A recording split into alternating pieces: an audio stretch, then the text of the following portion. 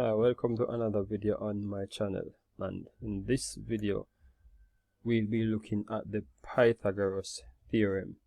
We'll be going through the theorem itself and also explore different ways in which you can use it to solve triangular problems, right? Problems that are related to the right angle triangle. So let's move into the definition now of what Pythagoras theorem really is. Alright, so the Pythagoras theorem states that in a right angled triangle, right, so the triangle has to be right angle. In a right angled triangle, the square of the hypotenuse side is equal to the sum of the squares of the other two sides. So the square of the hypotenuse side, let me put the hypotenuse in a different shade. The square of the hypotenuse side inside is equal to the sum of the squares of the other two sides. Alright, so let's look at what that is basically saying in mathematical terms. So it basically says, alright, first thing, a right angled triangle. So Pythagoras theorem only deals with right angled triangle, right, where we have a right angle. This means right angle right here. This little box right here in the corner means that it's a right angled triangle. If it's a non-right angled triangle, then Pythagoras theorem will not work with a non-right angled triangle. So it has to be a right angled triangle. So it is saying that the square of the hypotenuse, and the hypotenuse is basically the longest side of the right angled triangle, and it is also the side that is opposite to the right angle. So if the right angle is here, 90 degrees, then the side opposite to that 90 degrees is called the hypotenuse. Hypotenuse. That's the hypotenuse, longest side of the right angle triangle. Right? That's the longest side. Always remember that.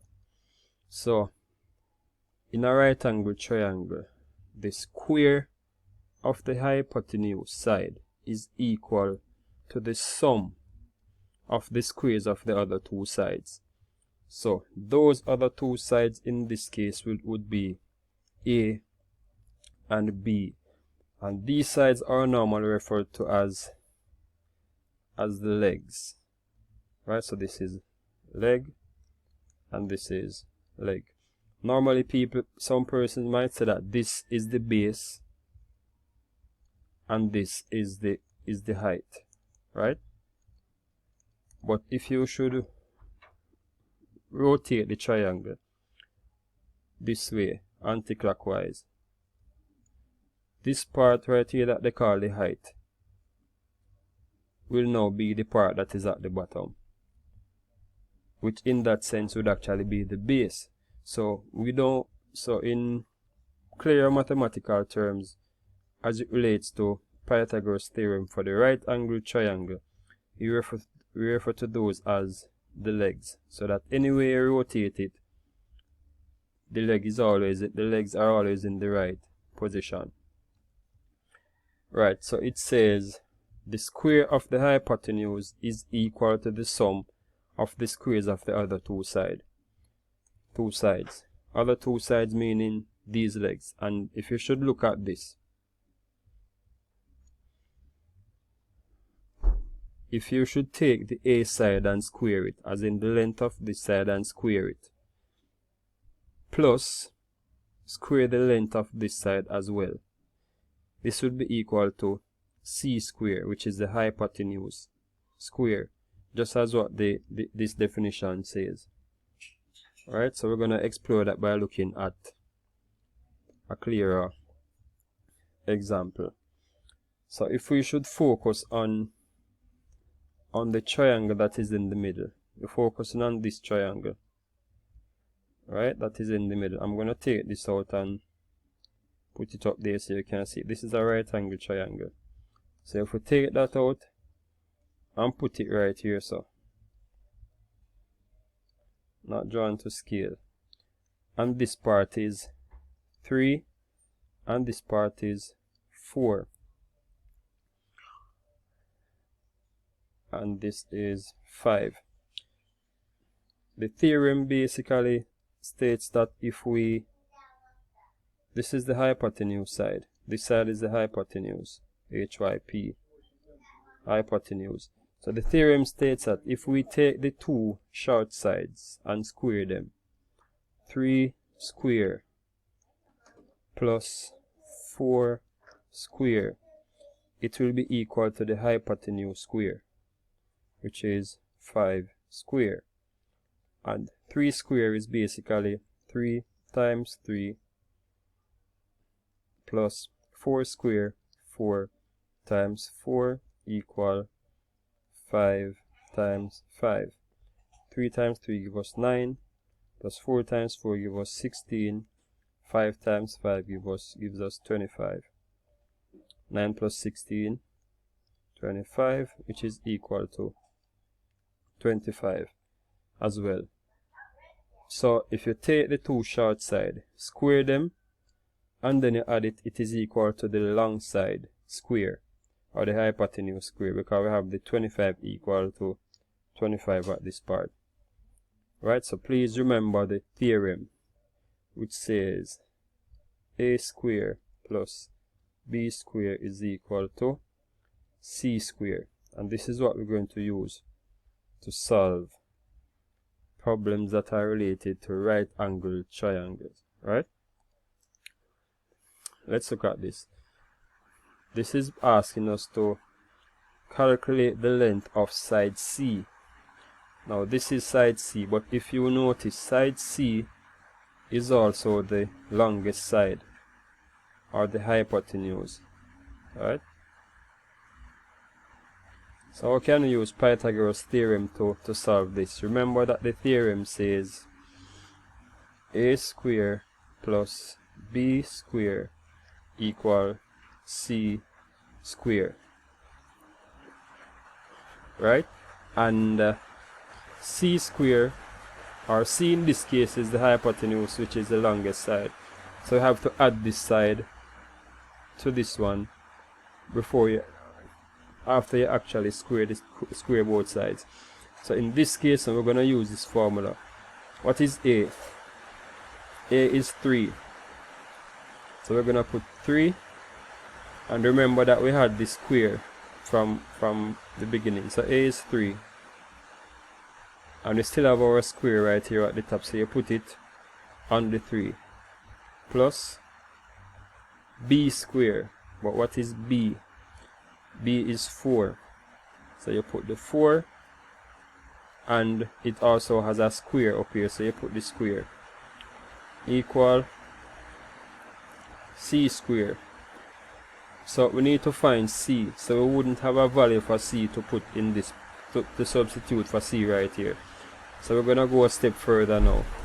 So 3 square is basically 3 times 3 plus 4 square, 4 times 4 equal c square. We don't know what c is. So 3 times 3 gives us 9, plus 4 times 4 gives us 16 equal c square. Right? 9 plus 16, 25 equal c square. But the question asks us to find c and not c square. So we need to find now how we are going to remove this number, that square, from the top. And what we basically do in this case is we take the square root of this in order to remove this square. But whatever I do to one side, I have to do it to the next side as well. So you would square 25 as well. So this now becomes c would be equal to 5, because the square root of 25 is 5, and we square root the c, the c square, therefore the square will actually disappear, and we are now left with c. So side C is equal to 5 centimeter.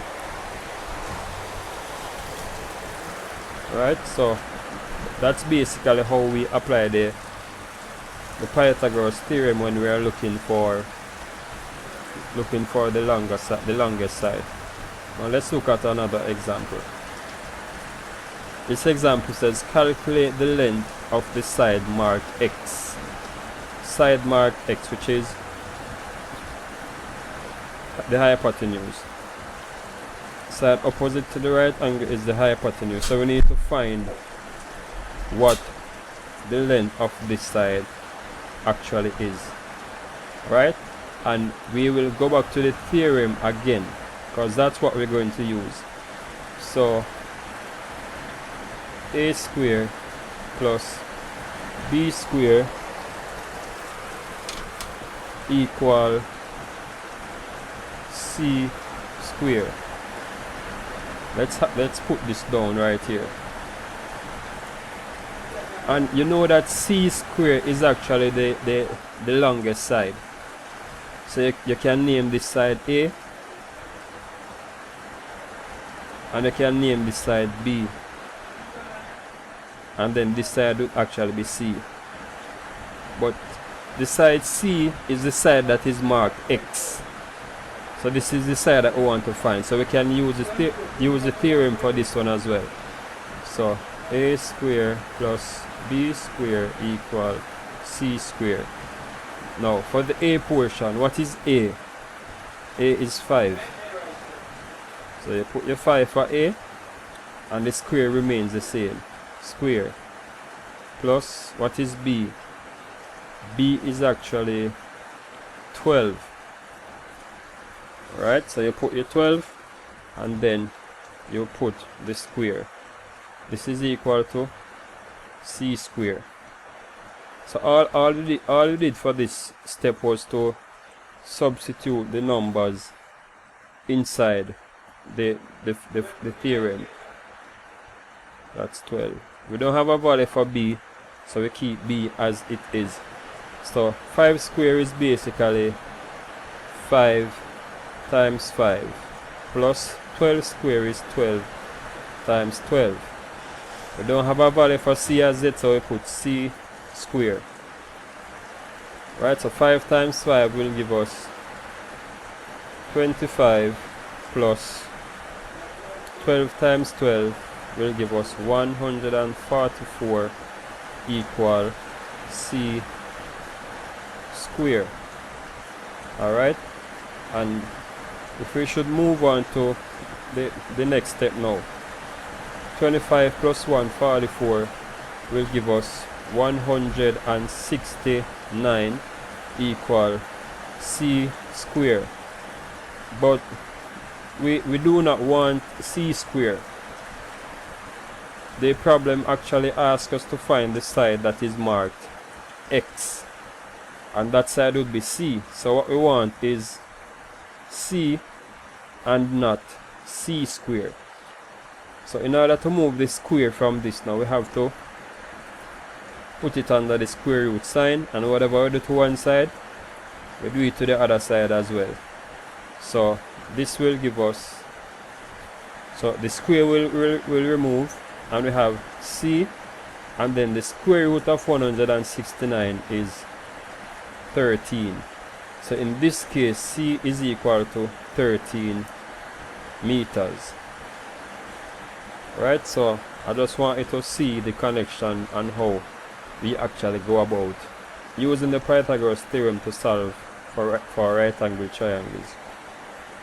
So you write down the theorem, and whatever side you want to find, that is what you're going to have by itself. So if you want to find side C, have side C by itself, and then the other two sides would be on the other side of the equal sign. Right, so please feel free to rewind this video and watch it as many times as possible, because this is a very important theorem that you want to understand. So thanks for watching, and I'm going to do a follow-up video on how to find one of the shorter sides of the right angle triangle. So please tune in to my next video as well.